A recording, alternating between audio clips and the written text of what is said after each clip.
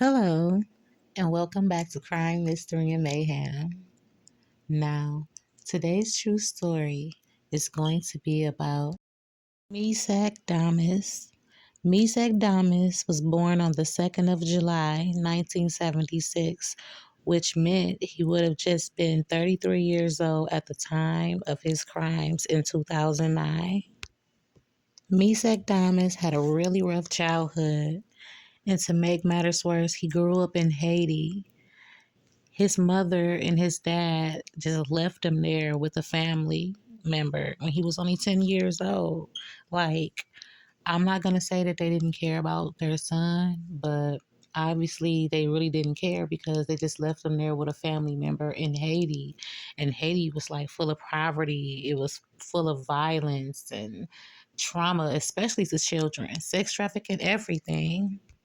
One day they just all of a sudden decided to move up, to the United States of America and have a better life. But one thing that I wonder is he's 10 years old. He's your baby boy. He still is, a kid. Why won't you guys take him with you? But he was like, screw it. So at the age of 19 years old, he picked up and he left and he moved to the United States of America. He began working as a chef. He even, took some classes and everything. He started working at an ale house, and sources say that his food was really good. Shortly after this, he's having a good life and everything. He's a chef. All his customers love him. He even thinks of himself as like the best chef in the world. Sooner or later, he begins to have, you know, really romantic feelings for a young lady named Jerlene. She was very beautiful and she caught his eye and he wanted to know what was up with her. So, obviously she was feeling the same way. And hey, eventually they got married and he ended up having 5 children with her. And obviously, he must have felt some type of way about her, for things to last that long, or so we think. 5 babies, 5 beautiful babies, all ranging from the age of 11 months old to 9 years old. But obviously, things wasn't going as good as we think in their home because the wife was consistently talking about divorcing him and leaving him and, him signing over papers, So it's like there must have been some type of domestic violence going on in the home for the wife to all of a sudden wanted to leave her husband. So, he would respond by, smacking her around and telling her, I'm not going to go anywhere. We're not getting a divorce. You stuck with me for the rest of my life. And she's just like, I don't want to be with you anymore. And me and the kids were tired of the abuse. And he's just like, watch, one of these days, I'm going to kill you. And she's not really believing it because he's never ever beat her to the point where I guess she felt like he was going to kill her. But I guess he really meant what he was saying. He even began stalking her, making sure that she was going to work and doing all the things that she said that she was going to do. So she was getting irritated by it. She would be like, Damas, stop doing this crazy stuff. Like, you're a lunatic. I'm going to leave you. I'm not in love with you anymore. And it just fueled his rage, his fire within himself. Like, oh my goodness. Why not go seek therapy or something? Like, you see, your wife she's basically crying out for help, letting you know that she's not happy, and all you can think of is killing her in this rage. But then eventually the wife convinced her husband to attend some anger management classes with her in 2009 of September, and he agreed. The next day, after their anger management classes, Dumas went to work. He was only there for 2 hours and he complained that he didn't feel good. And he went to his boss and he was like, look, I don't feel good. I want to go home. He wanted to go home because it's not that he was feeling good because his stomach was bothering him or his head was hurting. His mind was literally bothering him, telling him that, oh my goodness, something is going on at home. My wife is probably packing her bag. She's probably leaving me. So all day while he was at work for those 2 hours, instead of him doing his job, he was like losing his mind, wondering if she was packing her bags, if she was gonna leave him, and he couldn't take it anymore. So that's why he asked his boss if he can leave. So on his way home from work, he decided to go to a supermarket and he bought a $5 fillet knife and a roll of duct tape. What do you think he was going to do with that? So after he left the supermarket and he was getting his tools and everything, anything to get his, his crime going on, he goes home to his wife and he asks her, "What are you doing? Are your intentions to still leave me?" And she tells him yes. And he goes and he gets his tools, he gets his duct tape and his rope, and he goes to attacking her, ties her up, and duct tapes her mouth. He beat her so bad where she had like really intensive bruises and injuries to her eyes and her elbow, and so many deep lacerations to her neck. He literally killed her in a bathroom. Like, how can you do that to your wife? Like, she's not the problem. You are. Then, not only that, to add insult to injury, to make matters the worse, he kills the oldest son, Mishak. He was only 9 years old, and his body was up in the bedroom, in his own bedroom. So, this dad must have killed his son while he was sleeping, or like anything, like if even if he was alive, it's still horrendous. Like, he literally stabbed his son in the palm of his hands, which means that this 9-year-old boy was trying to put up a fight. Like, he stabbed his son in the palm of his hands and then proceeded to stab him in his neck. And then what make it so bad, he went into another room where the other 4 children were and he murdered them as well. Like, it's so sad. Little Marvin, who was only 6 years old, Marvin was 5 at the time. Megan, who was 3, Morgan, who sadly was only 11 months old. Like, these were your little babies, little bitty babies. And not just that, your wife. This was your family. And because out of fear of you losing them, you decide to kill them instead of seeking help. The sad part about the situation is these kids never got a chance to even grow up.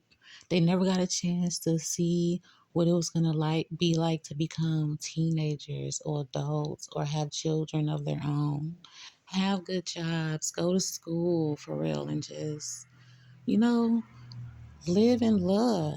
And their own dad cheated them out of this. Every last one of his babies, including his wife, he he slit their necks. Like, not just one or two or three times, but like multiple lacerations, deep enough to almost decapitate them. Like, what was he going through?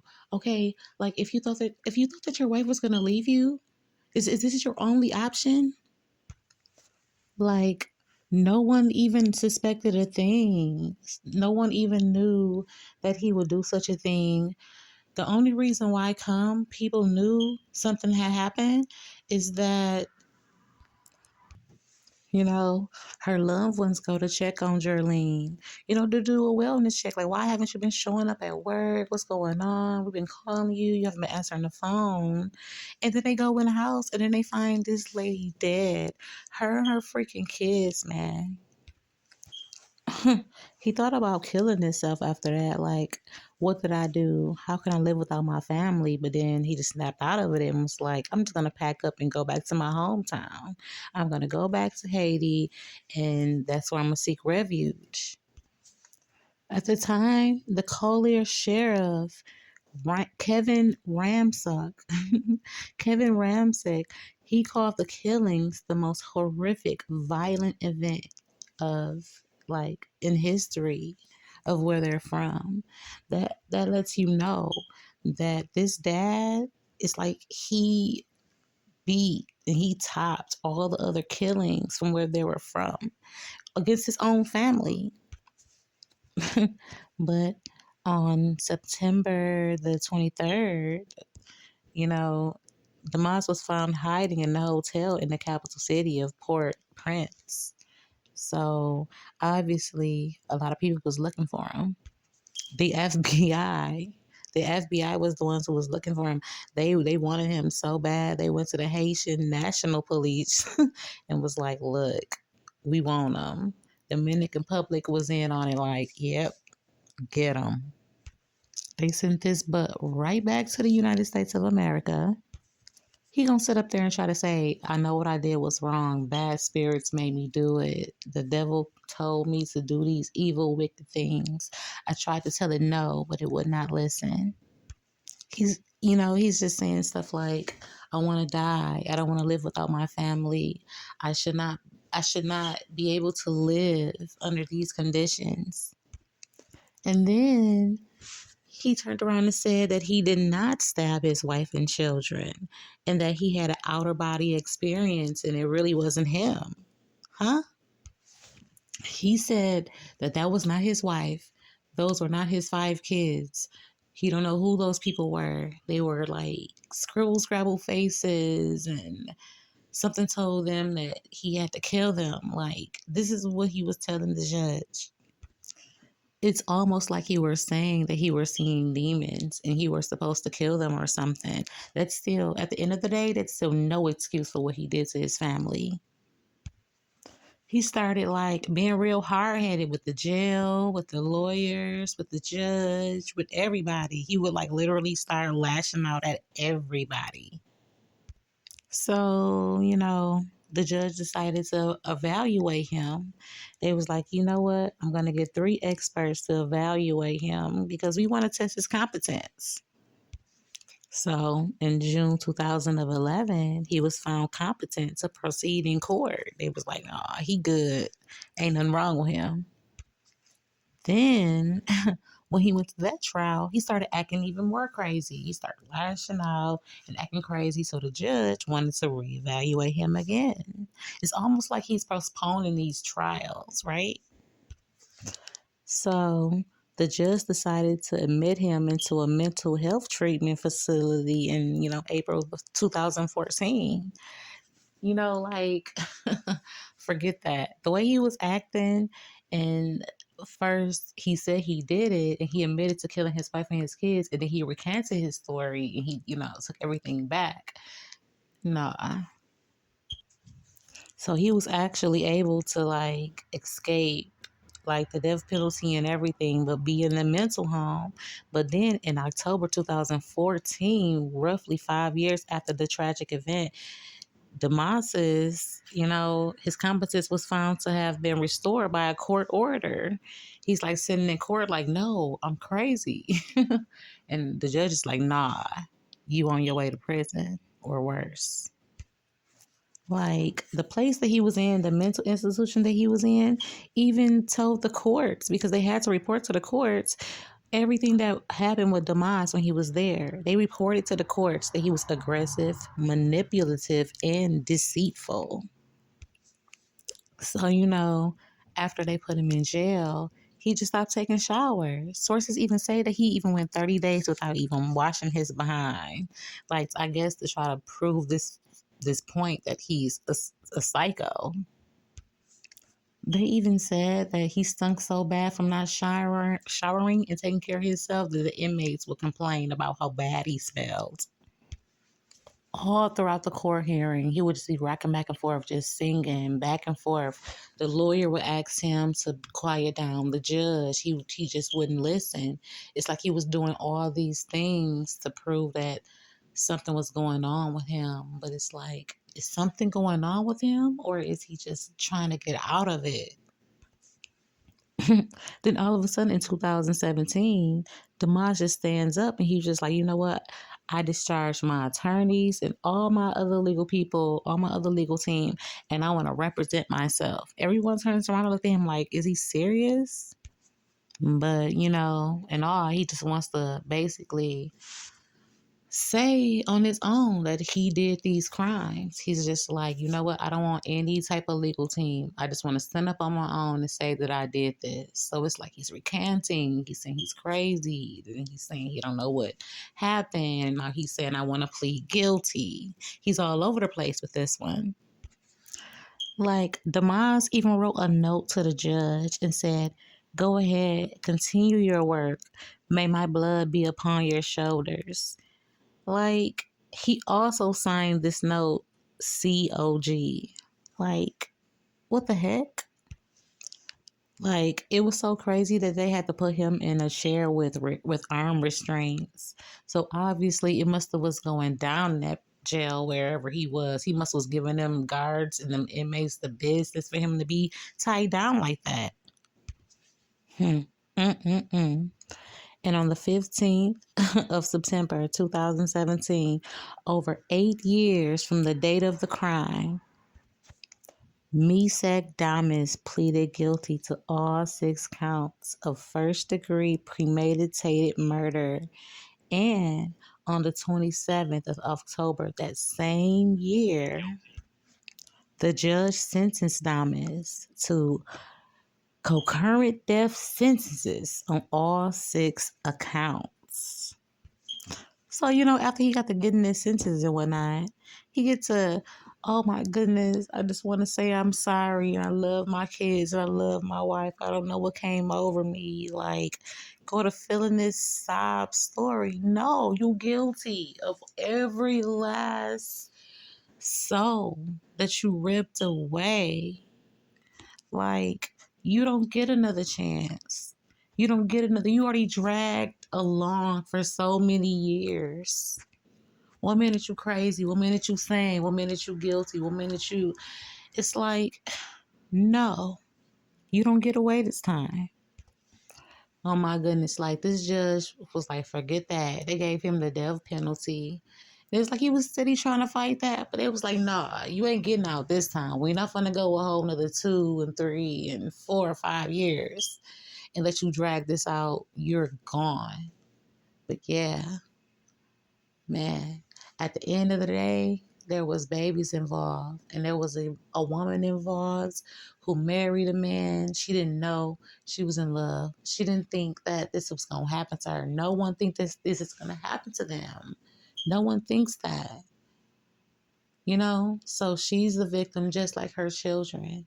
But this man who was like playing it, like, dude, come on. Your family.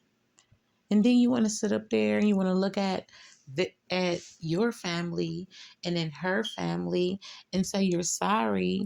You don't know what came over you, but you're sorry that you did what you did. There's a hole deep in your heart. But then again, until next time, join me on Crime Mystery Mayhem. Thanks. Like and subscribe.